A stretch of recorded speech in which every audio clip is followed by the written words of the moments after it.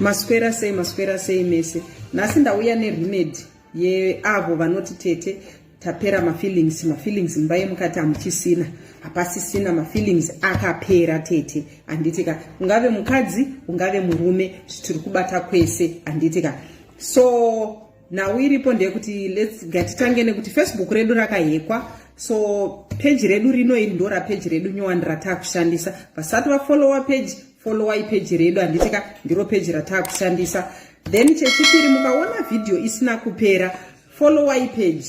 Munoiona yakazara inenge iriko kumai kuma videos ku page chaikwa anditika kana iri kuma reels inenge isina kupera anditi. So remedy yedu yatauya nayo tiri kuda coffee anditi, tiri kuda coffee. Any coffee yawinayo. Tiri kuda lemon juice anditika. Tiri kuda neuchi kana kuti sugar ye brown. Kana usina uchi tsvaga sugar ye brown anditika. Saka pari kudiwa ipo 500 ml anditi ye lemon juice. 500 ml lemon juice. Then wotora coffee 3 teaspoon e coffee. Pari kuda 3 teaspoons e coffee anditika. Then pochidiwa zvakare 3 teaspoons e sugar kana kuti dze honey. Sugar kana kuti dze honey anditika. So unodziisawo lemon rako, wadziisa lemon rako, wochiisa sugar yako ne coffee yako imomo, wozvisanganisa. Wobva wazvisanganisa anditika. So wazvisanganisa unonwoka 1 pazuva anditika. Unonwoka 1 pazuva svika iwe wega wakuzvinzwa kuti aiwa iko zvinezvi zvava bowl anditika, iko zvinezvi zvava bowl. Plus tichauya nemaremedy akawanda ekuti munoita sei, munoita muchiachinjanisa.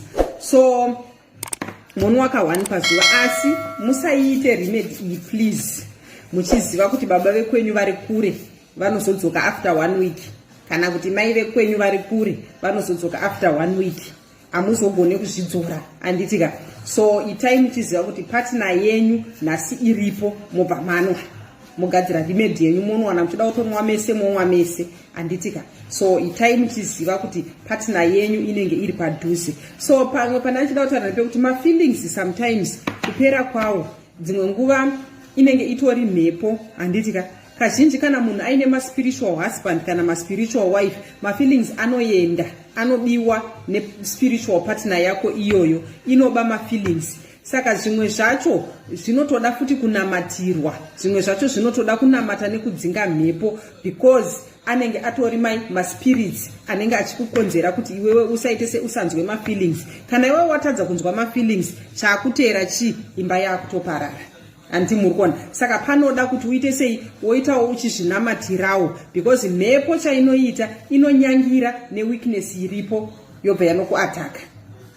Saka pamwe zvimwe zvacho zvinoda kuti tiite sei tizvingwarire totozvinamatirawo maremedy tichishandisa uku tichizvinamatira futi because mhepo inotoziva kuti weakness iri yobva yanoataka neipapo anditika. So ndiyo remedy yedu yanhasi 500 ml ye lemon juice, 3 teaspoon dze coffee, 3 teaspoon dze honey kana brown sugar anditika. Modziisa monwa anditika, modziisa monwa asi musanwa partner yenyu kana iri kure, inwai partner yenyu iri padhuze anditika. Thank you so much. Vasati vafollowa page